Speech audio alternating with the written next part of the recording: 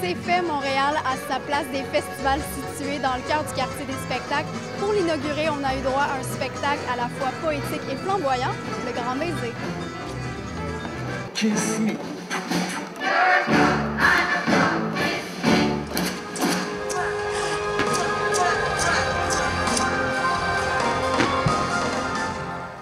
À quel point, M.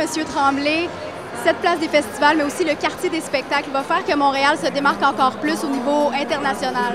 Mais ça démontre hors de tout doute, au-delà des talents que nous avons, au-delà du fait que reconnaître que les créateurs sont à Montréal, maintenant on a quelque chose de réellement concret qui va permettre justement à ces créateurs de s'épanouir davantage et de rayonner sur la scène internationale. En plus, ça va devenir une référence internationale. Les gens, quand ils vont venir à Montréal, ils vont dire « Est-ce que ça se peut qu'on ait réinventé la ville dans un aussi court laps de temps? » Et pourquoi on a réussi? C'est parce qu'il y a une volonté politique, certes, mais il y a une mobilisation de tous les intervenants. On se pose plus de questions. Ce qu'on dit là, Montréal, c'est une métropole culturelle, on en est fiers et on va continuer à bâtir cette métropole et d'encourager les jeunes artistes, nos créateurs, à s'épanouir davantage et de rayonner sur la scène internationale. Grand moment pour Montréal. On part tous pour la gloire, on fait tous du chant dans les airs. Côté architectural, comment est-ce que la place se démarque? C'est quoi les éléments qui se démarquent? Ce qui est intéressant, c'est à la fois une place qui peut être sans événement public à cause de la richesse de l'aménagement qui a été fait par les architectes d'Août Lestage, que ce soit les arbres, que ce soit les fontaines, que ce soit les jeux d'eau, la coloration. C'est d'une grande beauté. On n'a pas besoin d'avoir toujours des événements.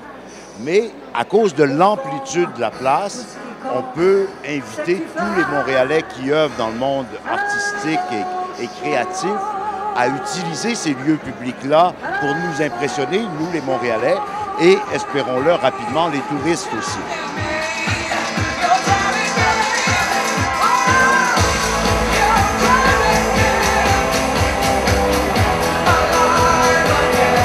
Qu'est-ce que ça représente pour une métropole comme celle de Montréal d'accueillir une place des festivals, mais aussi un quartier des spectacles? Bien, c'était très important pour les festivals, puisque avec tout le développement immobilier qui commençait à arriver dans ce centre-ville, qui a toujours été assez dévasté, comme le terrain vacant, qu'on squattait, on était pour perdre ces espaces-là s'il n'y avait pas eu ce geste de poser pour faire en sorte de développer, de designer tout le quartier pour pouvoir accueillir des festivals dans les années futures. Il y a une effervescence au centre-ville qui est assez spéciale, qui est unique à Montréal. Il y a beaucoup de salles de spectacle, mais il y a beaucoup aussi de création, de danse, de théâtre. Tout ce que Montréal a d'exceptionnel, c'est justement parce que c'est une ville bilingue au confluent de l'Europe et de l'Amérique.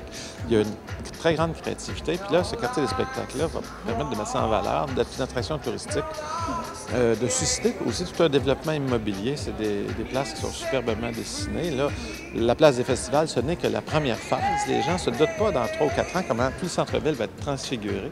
Je crois que de voir concrètement quelque chose qui se fait à Montréal, qui consolide un avantage qu'on a. On a les plus grands festivals dans le domaine de la comédie et du jazz au monde. Et en plus, on a parmi les plus belles entreprises culturelles de la planète et parmi les artistes les plus intéressants. J'étais très heureux que d'abord on s'admette à soi-même qu'il y a 30 salles de spectacle au centre-ville, ce qui est un fait unique en Amérique, qui est un avantage concurrentiel, qu'on l'exemplifie par une architecture et un design qui vient dire, dans le fond, c'est une place de festival et du spectacle. Évidemment, nous, on va l'occuper, fait qu'on va voir tous les avantages et les désavantages. Et finalement, je vous dirais, mon plus grand souci, c'est qu'il y ait d'autres jeunes Gilbert Rozon puis Alain Simard, qui viennent nous voler nos jobs, puis qui viennent prendre toutes ces places-là, puis qui nous tassent, puis qui nous challenge, puis j'en veux d'autres festivals, d'autres événements, puis surtout d'autres créateurs, parce que la relève, c'est important. Et je suis convaincu que tous les artistes du Québec, un jour ou l'autre, sauront profiter de cette grande place. Longue vie au quartier des spectacles.